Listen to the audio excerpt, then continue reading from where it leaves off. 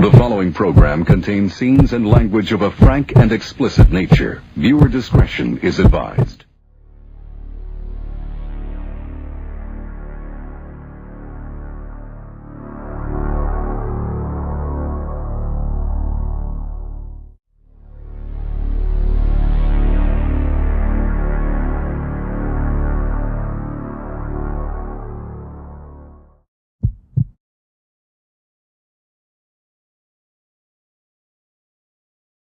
Capital punishment or death sentence is a legal procedure where an individual is put to death by the state as a punishment for a crime they have committed. These crimes that result in execution of death are known as capital crimes or capital offenses. Currently, there are 32 states that allow the process of capital punishment, leaving only 18 states that have abolished it. As of 2013, Texas had the rule of the most executions, being 16 in the United States. Next is Florida with 7 executions, and third on the list is Oklahoma with 6 executions. Many people argue whether it's cheaper to imprison someone than to execute them, but what is the actual cost? It costs the society, it costs us taxpayers more money to put somebody on death row and keep them there through all the legal parts of it, the trial and appeals, than to keep them in prison for their whole life. Why might someone be given death sentence? In the state of Florida, there are only 2 cases that will get you the death sentence. That's a first-degree murder and the rape of a child under the age of 12 by somebody over the age of 18. But just committing those crimes and getting convicted of them will not necessarily get you the death penalty. We go into a part of the law called aggravating and mitigating circumstances. What has this person done in their life before to make us think that they don't deserve to live anymore? Or mitigating circumstances. What has happened to this child or this person during their lifetime that may make you want to look at them a little differently and say, hey, let's give them a little bit of a break? We're finding the death penalty not necessarily morally wrong, but irrelevant. It's just not very useful in our criminal justice system. We use life without parole, and that's become the alternative, and I think that explains the other side of it. Innocence is a problem. Life without parole is the alternative. After you are convicted of one of the 2 crimes that I mentioned earlier, has 2 choices. They can give you life in prison, or they can come back for the second half of the trial, called a bifurcated proceeding. They will then determine mitigating and aggravating circumstances, and they use a rubric. And according to what your grade is on the scorecard, it will determine whether you get life in prison or death in this particular state. And what is your opinion on capital punishment? I'm torn.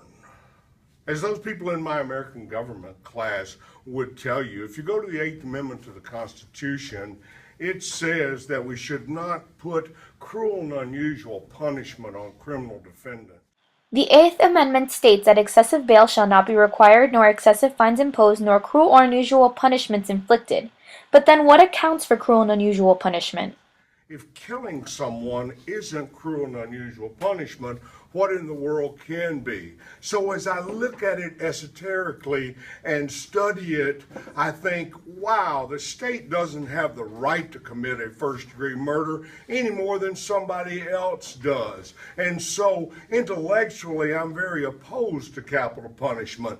But if I went home and found my beautiful wife laying dead in the middle of the living room floor and I knew somebody who had killed her, I suspect I would become a proponent of capital punishment rather quickly.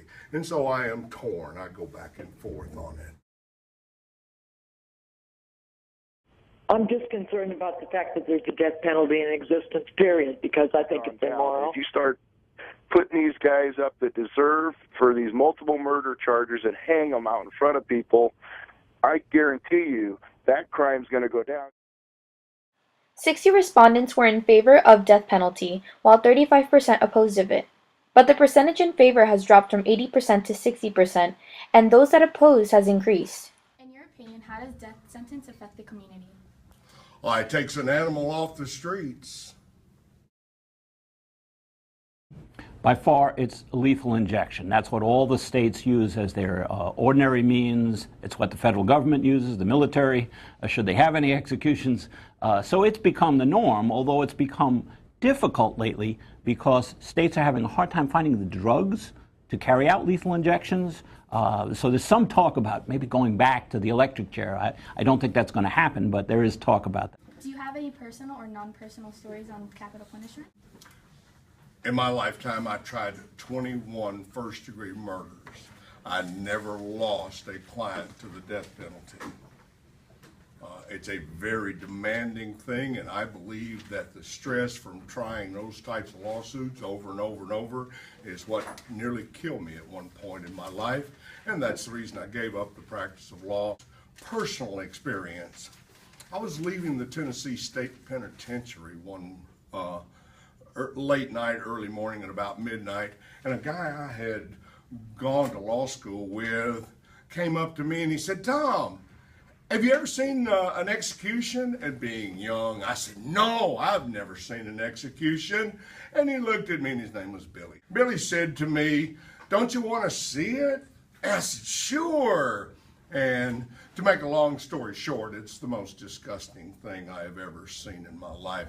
The smell of burning flesh, the eyes popping out under the hood, the screams and the pain that the families have to go through. Because whether you like the person or care about the person that's being executed, it's the people that they leave behind. Perhaps that goes to your question before, how does it affect the community?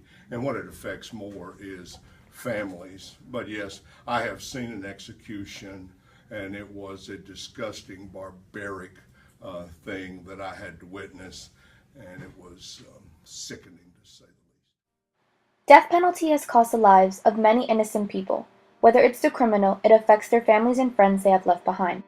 Of course, death penalty has positive outcomes for the communities. It diminishes criminals from existing and causing disaster and tragedies. But the question is, will death penalty be used more often, less often, or not at all to prevent crime?